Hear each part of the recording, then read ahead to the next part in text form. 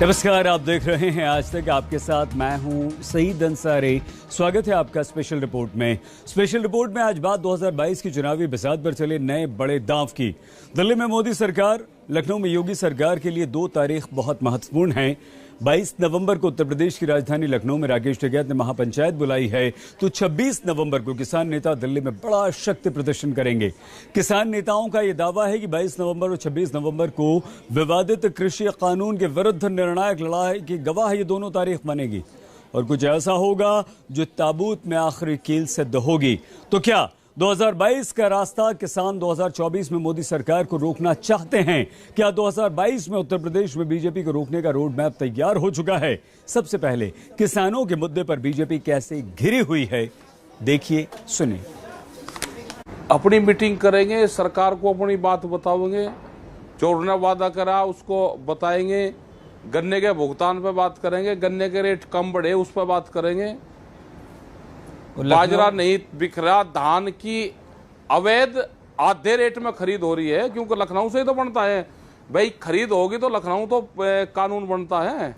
हम कोई इलेक्शन नहीं लड़ रहे, अपनी बात कहना भाई। जो इलेक्शन है वो तो 5 साल में आता है एक बार, ये तो इनका त्योहार है, वो तो 5 साल में आएगा। हम अपनी बात भी ना कहे क्या? देश में इतना बड़ा आंदोलन आज तक नहीं चला है, जिसमें 600 लोग शहीद हो गए। कुतिया भी मरती है तो दिल्ली के नेताओं का शोक संदेश जाता है, लेकिन 600 किसानों का प्रस्ताव लोकसभा में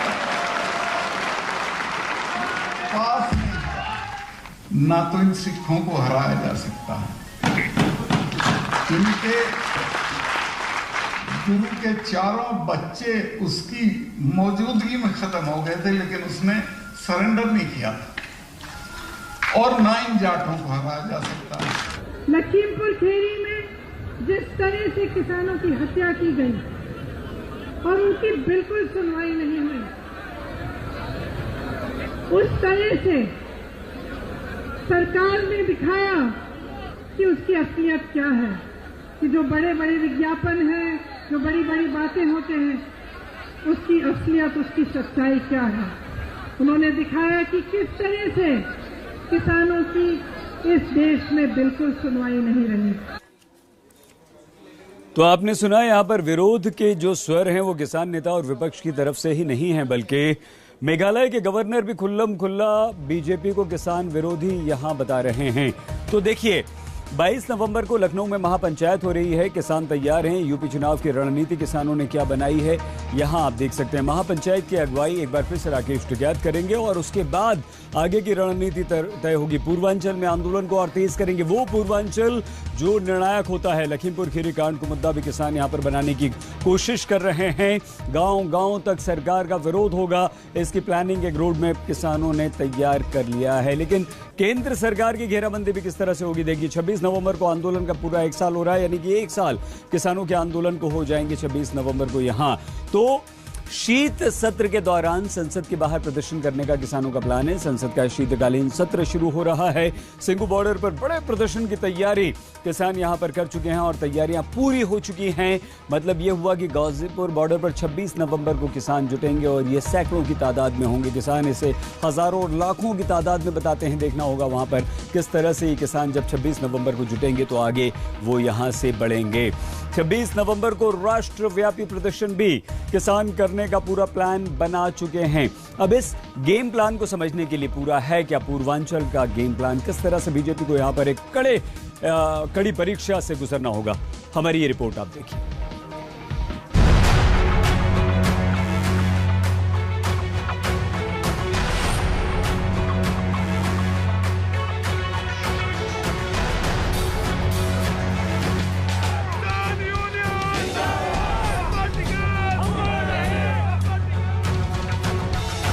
2022 में पूर्वांचल से लेकर पश्चिमी यूपी तक बीजेपी के सामने सबसे बड़ी चुनौती 2017 की जीत को दोहराना है। प्रधानमंत्री मोदी पूर्वांचल में कई बार दौरे कर चुके हैं और आने वाले दिनों में कई और रैलियां करने वाले हैं। वहीं योगी आदित्यनाथ कैराना से लेकर मथुरा तक पश्चिमी यूपी के वोटरों के द्वारे द्वारे हाजिरी लगा रहे हैं।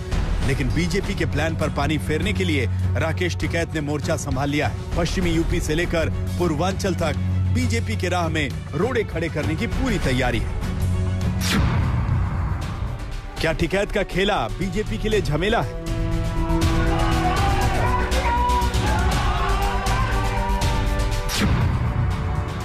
क्या पश्चिमी यूपी में जाट बिगाड़ेंगे योगी का खेल?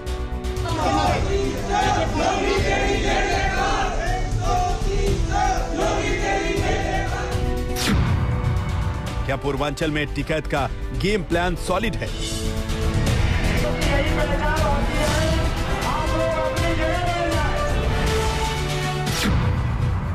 लखनऊ में महापंचायत से क्या पलटेगी बाजी?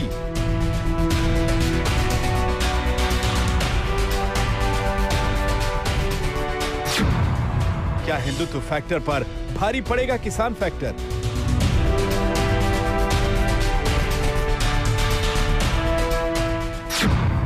इलाका बीजेपी का, धमाका टिकैत का।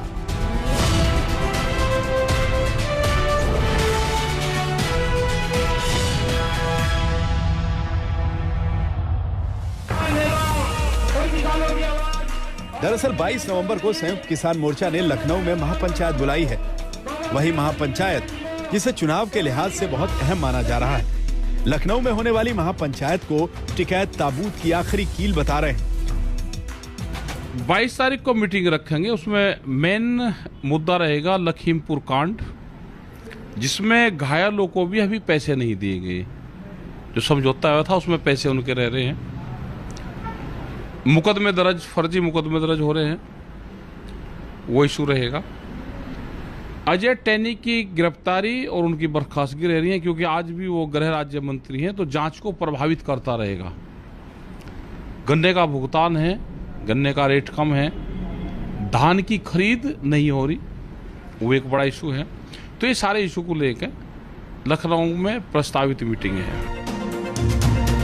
यहाँ आपको याद रखना है कि टिकैत पश्चिमी यूपी से आते हैं, वही पश्चिमी यूपी जहाँ पर किसान आंदोलन का असर है, जहाँ जाट समुदाय बीजेपी से नाराज माना जा रहा है। लेकिन इस बार लखनऊ से महापंचायत का टिकैत पूर्वांचल में निशाना साध रहे हैं। वही पूर्वांचल जो बीजेपी का खेल बिगाड़ भी सकता है और बना भी सकता है। बीजेपी की तो सरकार है ही नहीं देश में। ये तो खामखा झूठ बोल रहे कि हमारी है। इनका जो कुछ इनके डब्बे में कुछ ये लेते लेकर भाग गया कोई, उनका है नहीं इनकी। तो क्या योजना क्या रहेगी? क्योंकि तुरंत नवंबर में आप कर रहे हैं रैली या पंचायत, आप जो उसका नाम दे लें, उसके बाद जनवरी फरवरी में होने हैं चुनाव। तो इसमें चुनावी भूमिका में भी क्या राकेश टिकैत नजर आएंगे, या जो पूरा संयुक्त किसान मोर्चा है वो नजर आएगा? किस भूमिका में रहेंगे? नहीं तो रहेंगे भाई, जब तक हमारी बात नहीं मानते तो हम तो रहेंगे तो ही। हम तो महाराष्ट्र भी जा रहे, तो वहां तो चुनाव है नहीं, वहां पर भी मीटिंग है। 19 तारीख की भी मीटिंग रहेगी बॉम्बे में, फिर हमारी 28 तारीख की भी रहेगी, 29 तारीख से फिर यहाँ पे भी है। तो ये तो प्रोग्राम पूरे देश भर में चलते रहेंगे। टिकैत की रणनीति है लखीमपुर खीरी कांड को मुद्दा बनाकर पूर्वांचल में बीजेपी के खिलाफ माहौल बनाना। ये वही मुद्दा है जिसे लेकर कांग्रेस, समाजवादी पार्टी और बीएसपी पहले ही चुनावी मैदान में ताल ठोक रही है। यह वजह है कि टिकैत के एक्टिव होते ही उत्तर प्रदेश का सियासी पारा चढ़ने लगा है। सबसे पहले सुनिए लखनऊ में किसान के महापंचायत पर बीजेपी का रिएक्शन क्या आया। बेहतर ये होता कि लोग अलग अलग एक ही भाषा में जो विपक्ष बोल रहा है वही कुछ लोग किसानों के नाम पर बोलते, तो ये उचित नहीं है। उनको चाहिए अगर राजनीतिक मंतव्य रख रहे हैं तो राजनीतिक दल के रूप में सामने आए, जिसको भी आना है। अब भारतीय जनता पार्टी की प्राथमिकता किसान और कृषि है।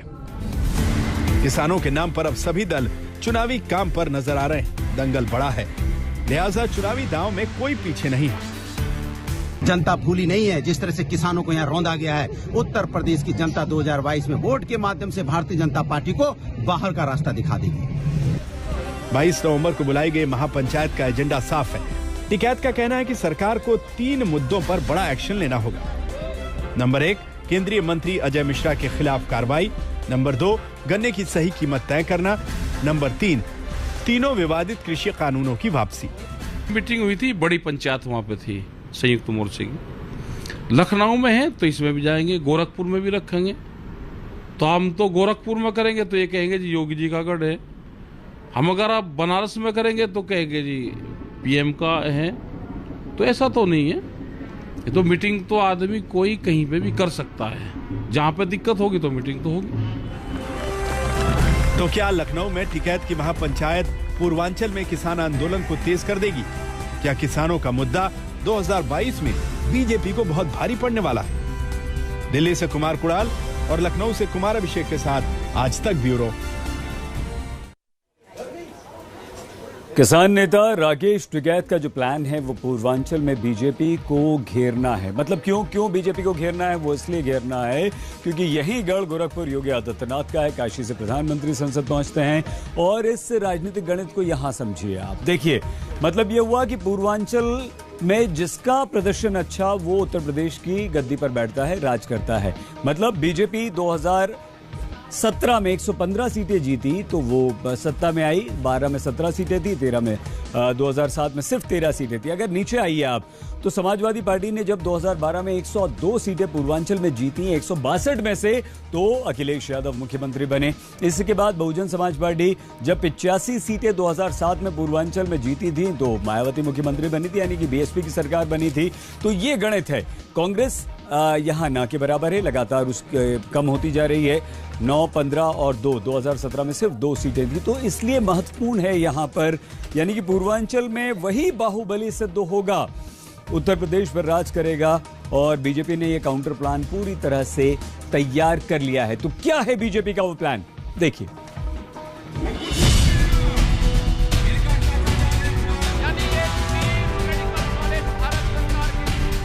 बीजेपी का टिकैत काउंटर प्लान तैयार।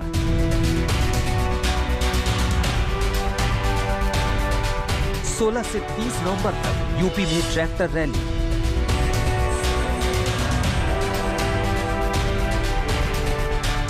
क्या ट्रैक्टर रैली से बनेगी बीजेपी की बात?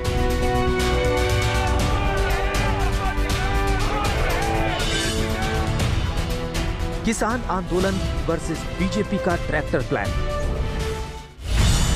किसान आंदोलन को लेकर 2 मोर्चे पर तैयारी चल रही है। एक तरफ संयुक्त किसान मोर्चा दिल्ली से लेकर लखनऊ तक आंदोलन को नई धार देने के लिए सक्रिय है, तो दूसरी तरफ संयुक्त किसान मोर्चे के प्लान को काउंटर करने के लिए बीजेपी नई रणनीति पर काम कर रही है। सबसे पहले सुनिए किसान नेताओं का प्लान बीजेपी के लिए कितना बड़ा सिरदर्द है।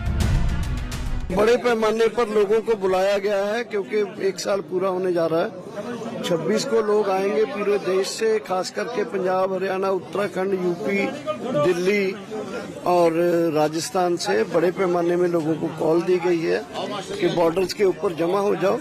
और उसके बाद फिर लोगों को कॉल है कि इस जमावड़े को बढ़ाओ। 29 तारीख को एक प्रोग्राम किया गया है। 29 तारीख को देश की पार्लियामेंट का विंटर सेशन शुरू होने जा रहा है।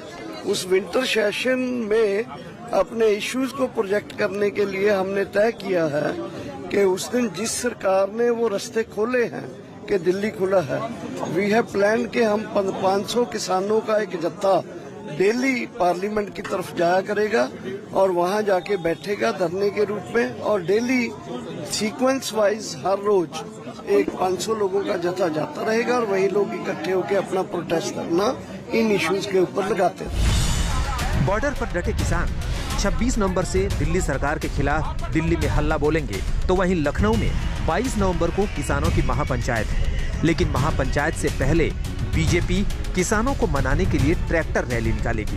बीजेपी किसान मोर्चे की तरफ से प्रदेश व्यापी ट्रैक्टर रैली का आयोजन किया जा रहा है। प्लान के मुताबिक बीजेपी की ट्रैक्टर रैली की शुरुआत मऊ जिले से होगी। 16 नवंबर से 30 नवंबर तक ट्रैक्टर रैली निकाली जाएगी। ट्रैक्टर रैली के जरिए किसानों की योजनाओं का प्रचार होगा। ट्रैक्टर रैली से चुनावी माहौल बनाने की कोशिश होगी। विपक्ष के हमलों को ट्रैक्टर रैली से काउंटर करेगी बीजेपी। 22 नवंबर को महापंचायत से पहले 16 नवंबर को शुरू हो रही बीजेपी की ट्रैक्टर रैली को लेकर राकेश टिकैत ने एक सवाल पूछा है।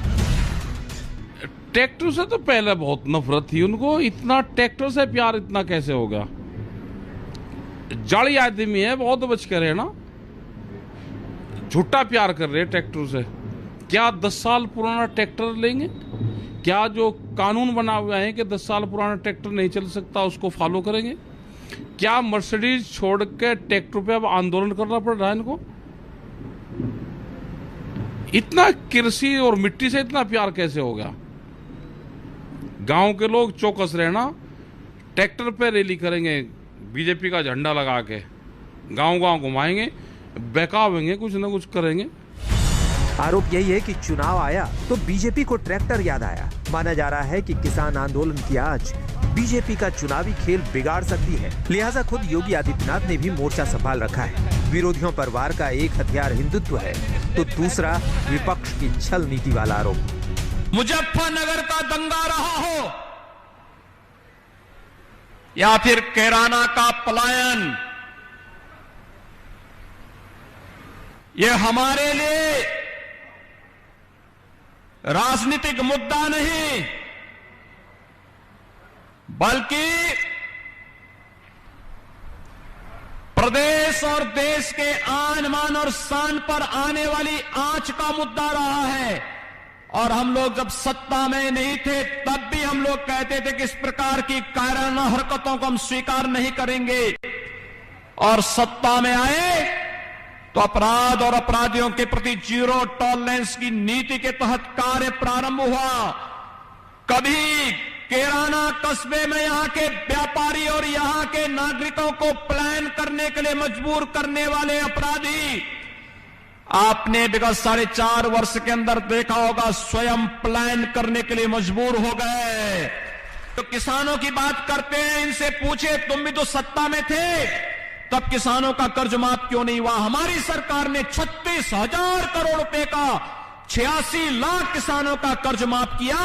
आपके शामली जनपद के भी हजारों किसान थे। प्रधानमंत्री मोदी जी ने 10 करोड़ किसान 12 करोड़ किसानों को देश के अंदर प्रधानमंत्री किसान सम्मान निधि दिया। 6,000 रुपए सालाना हर किसान के खाते में बिना किसी सिफारिश के आ जाता है। ये पैसा कांग्रेस के समय में, सपा के समय में, बसपा के समय में और अन्य लोगों के समय में क्यों नहीं आ पाया?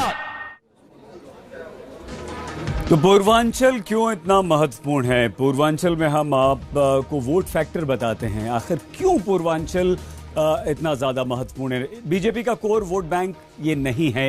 यहाँ पूर्वांचल का जो वोट गणित है उसका सबसे महत्वपूर्ण पॉइंट यही है। हालांकि आप ये कह सकते हैं कि भाई 2017 में 115 सीटें यहाँ पर बीजेपी को मिलेगी। धर्म और जातिवाद पर यहाँ पर वोटिंग होती है पूर्वांचल में ज्यादातर, लेकिन जो सबसे ज्यादा 168 में यहाँ पर सीटें जीतता है वो उत्तर प्रदेश पर राज करता है। एसपी का मुस्लिम यादव फैक्टर आपको याद होगा, जब अखिलेश यादव मुख्यमंत्री बने थे बीएसपी ने दलित ब्राह्मण फैक्टर पर यहां से जीत हासिल की थी। यानी कि एक तरफ मुसलमान और यादव गए तो वहीं पर राम जन्मभूमि में भी हिंदुत्व कार्ड यहां पर नहीं चला था। यानी कि यहां जातिवाद ज्यादा है। 1991 में बीजेपी ने 82 सीटें यहां पर जीती थी। तो सोचिए आप, ये वो दौर था राम मंदिर वाला। लेकिन अब उत्तर प्रदेश के मुख्यमंत्री योगी आदित्यनाथ जब टिकैत चुनौती देते हैं तो उसका कैसे पलटकर जवाब देते हैं, दोनों की बात सुनिए। लखनऊ तो ठीक है, लखनऊ हमारा है, लखनऊ किसी की बाप की जागीर है। लखनऊ हमारा है, लखनऊ देश के किसानों का है। लखनऊ में आंदोलन कब शुरू होगा? अभी मीटिंगें तय होगी सब 5 सितंबर के बाद। आंदोलन हो रहे हैं पूरे देश में, तो पंचायत होगी, अब शुरू होगी पंचायत। दोबारा से शुरू होगी? हाँ, पंचायत शुरू होगी। तो सबको सहयोग करना चाहते हैं, सबका स्वागत करना चाहते हैं। किसान आएगा, किसान का स्वागत होगा। कानून के साथ कोई खिलवाड़ होगा तो उस तरीके से भी स्वागत होगा। क्या बात है, कोई समस्या नहीं है। पूरब से लेकर पश्चिम तक बीजेपी के लिए मुश्किलों का अंबार है। हालांकि राकेश, टिकैत का प्लान जो है तो चुनौती योगी आदित्यनाथ की तरफ से भी पूरी है। लेकिन पश्चिमी उत्तर प्रदेश का, अब जल्दी से आपको बता देते कि पश्चिमी उत्तर प्रदेश का वोट गणित क्या है। 2012 विधानसभा चुनाव की हम यहां पर बात कर रहे हैं। 136 सीटों में से 58 पर समाजवादी पार्टी ने जीत हासिल की थी। Bahujan Samaj party 39 seat, BJP 20, 9 पर आरएलडी और कांग्रेस 8 पर। यानी कि यहां पर पश्चिमी उत्तर प्रदेश में बीजेपी का जबरदस्त 136 में से 58। लेकिन फिर भी आप 58 को ऐसा नहीं कह सकते हैं कि सीधे क्लीन स्वीप है, सीधे सबसे आगे यहां पर बीजेपी जा रही है। नहीं, बिल्कुल नहीं। यहां पर मुकाबला कड़ा है, कांटे का है। यानी कि 50% सीटें भी नहीं ले आई है। तो पूरब से लेकर पश्चिम तक विपक्ष जो है बीजेपी को घेरने में जुटा हुआ है। कैसे, देखिए।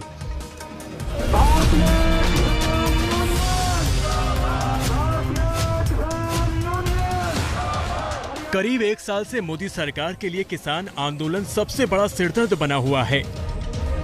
किसान विवादित कृषि कानूनों की वापसी पर अड़े हैं तो सरकार अपनी दलील पर खड़ी हुई है। यही वजह है कि गतिरोध जारी है और समाधान की राह दूर दूर तक नजर नहीं आ रही।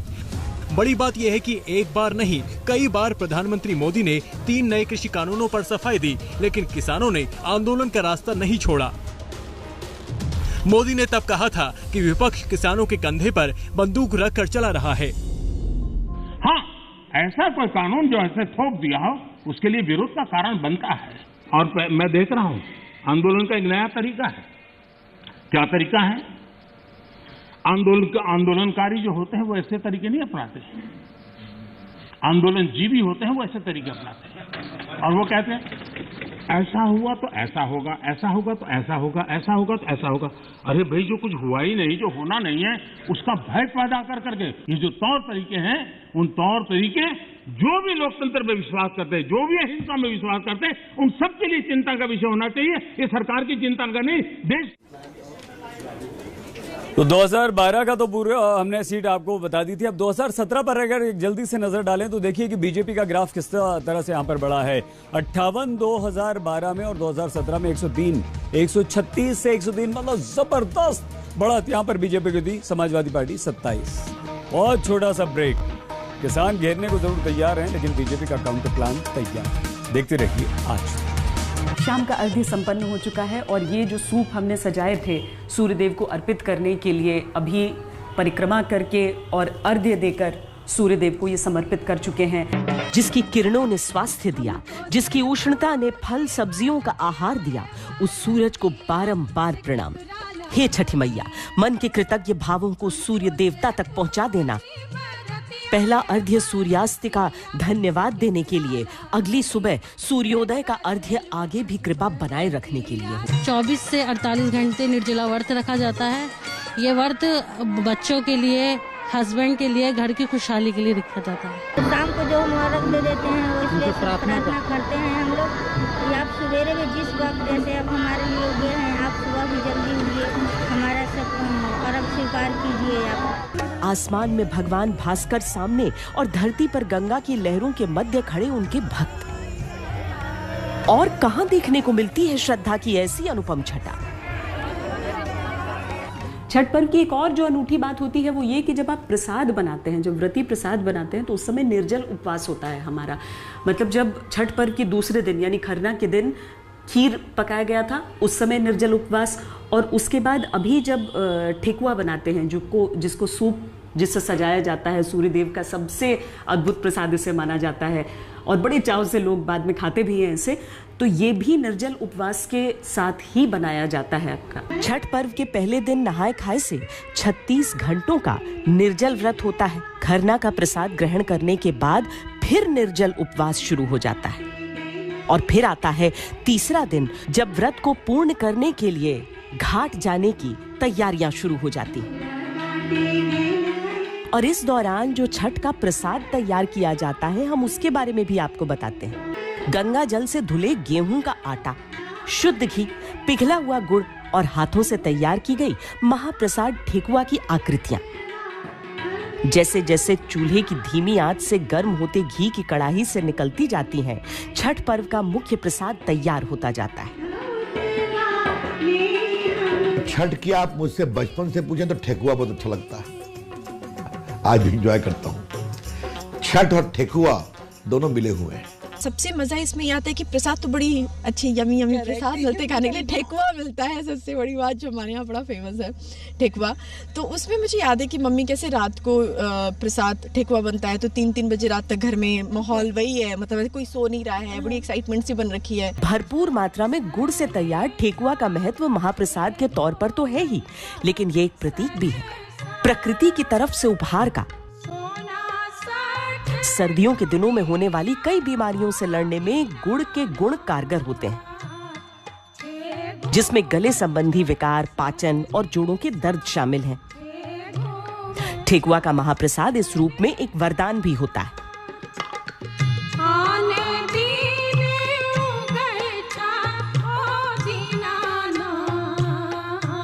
ठेकुआ प्रसाद का एक रूप मानवता के बीच समानता का संदेश भी देता है।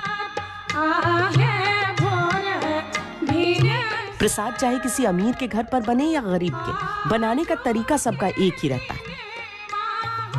इसमें न तो मावा मिलाया जाता है, न ही किसी तरह का कोई मेवा, और यही इस प्रसाद की विशेषता है। ठेकुआ को बहुत साधारण तरह से बनाया जाता है और इसका मूल रूप हर जगह समान रहता है। पूजा वाले ठेकुआ में केवल 3 चीज पड़ता है, गुड़, आटा और घी। अब तो क्योंकि बहुत सारे लोग प्रसाद आपको देना होता है और बहुत सारे चीज बदलता भी है, इसलिए इसमें तो ड्राई फ्रूट्स भी दी पड़ गए। इसमें ड्राई फ्रूट्स भी दिया हमने, थोड़ी चीनी भी दी, गुड़ तो है ही, घी है, तो ये प्रसाद मतलब बांटने के लिए है।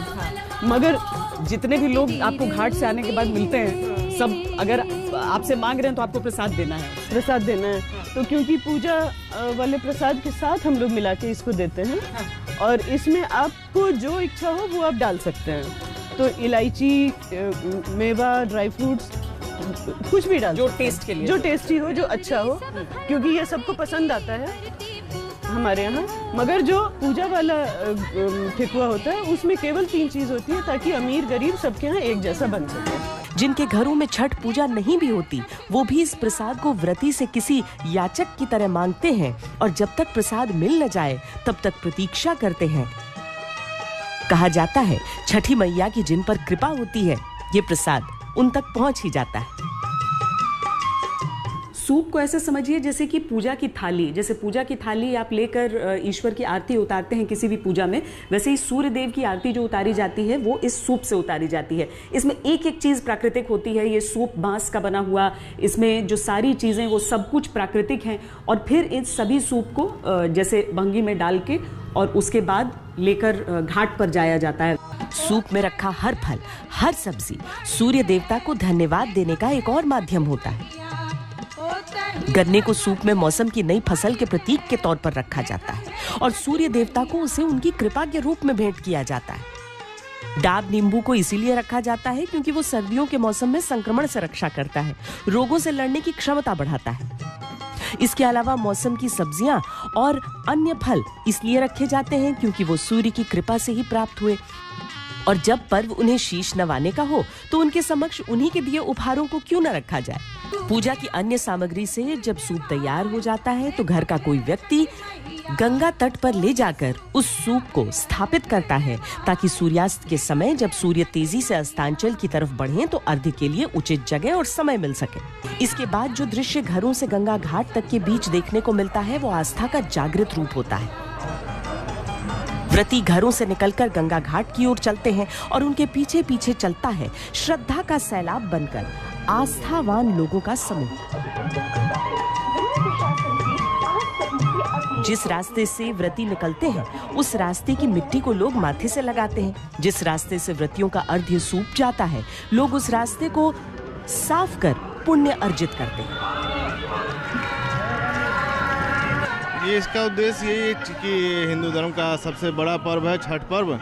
इसमें आप खुद पूजा करें या ना करें, लेकिन पूजा जो करते हैं उनके सहयोग में साफ सफाई किसी भी कार्यक्रम में आप अगर हाथ बटाते हैं तो आप भी पुण्य का भागी होते हैं। पीठ तिलक ललाट को ऐसे सुसज्जित करता है जैसे मस्तक पर सूर्य धारण हो। चेहरे पर उपवास की सौम्यता स्वयं दिखती है। सब छठी मैया के प्रति आभार से भर जाते हैं। हर गली उत्सव, हर रास्ता तीर्थ। बीते दिन के खरना प्रसाद के बाद से व्रतियों ने मुंह में अन्न जल का अंश भी नहीं डाला होता है। स्थितियां ऐसी बन जाती हैं कि व्रती स्वयं एक दैवीय रूप धारण कर लेते हैं। धीरे धीरे सूर्यास्त की प्रतीक्षा की जाती है और वो समय प्रकृति, मानव और ईश्वर तीनों को एक आकार कर दे। तन अन्न जल विहीन, मन विकार विहीन, गंगा के शीतल जल में खड़े होकर सूर्य को निहारते व्रती और हर तरफ टिमटिमाते दीपक। जैसे यही स्वर्ग लोक हो, जैसे यही पुण्य तीर्थ हो। श्रद्धा धीरे धीरे अपने विराट रूप में आती जाती है। ढोल नगाड़ों की तेज होती आवाजें, अखंड दीपकों से जगमगाते घाट, मन ही मन कामनाओं को बुदबुदाते लोग।